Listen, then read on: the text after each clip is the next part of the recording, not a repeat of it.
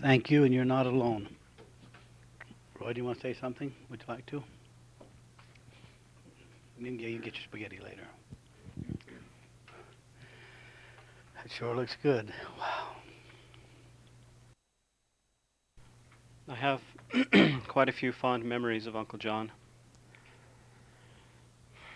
Some of them were experiences that I had when I was quite young. As some of my sisters were growing up, then they were about the same age as some of his daughters. Quite often they would come over and play at our place out at the farm. But I remember one time we went on a hike. Me and some of my sisters went on a hike with David Nicholson and some of his daughters, John's daughters. We went up to First Falls, but John drove us up the point at the base of the mountain where we started the climb. And as I went to jump out of the vehicle, I remembered that I'd forgotten my jacket, and I said, "Wait just a minute, I got to get my jacket. It's going to be cold up there." And John turned around and he quipped, "Well, what do you know? A Draper that's got some sense." A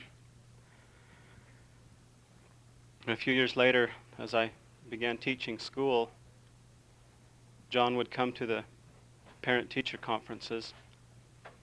One day there was Uncle Warren and myself and 3 or 4 other teachers sitting on the chairs across from John. I don't know if he felt outnumbered or not, but for some reason the subject of his boy David came up. Uncle Warren started asking him some questions about David.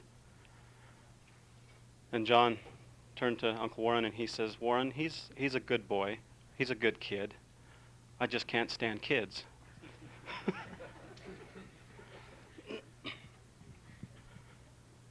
So I always appreciated him for that. There was one thing that was brought up in the Monday class last night by one of the people who spoke, a characteristic of John that I've grown to appreciate. In my youth, I was taught to respect those over me.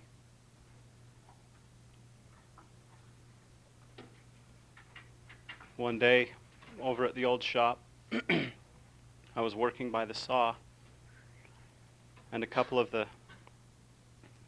girls who worked at Western Precision came over and started talking to me while I was there by the saw. John passed through and he looked over there and he saw what he saw.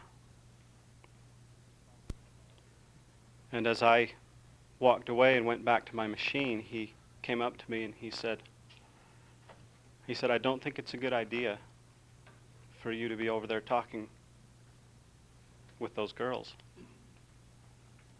And I hadn't really given it a second thought. But I said to him, I says, "John," I says, "I was just standing over there. They came up to me."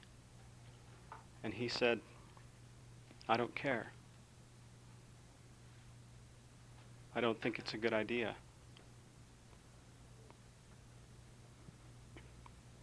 And I think that my love and respect for him increased 100-fold because I knew that he was right. I'm going to miss him, and I can say that I love John Nicholson. And I say, God bless him.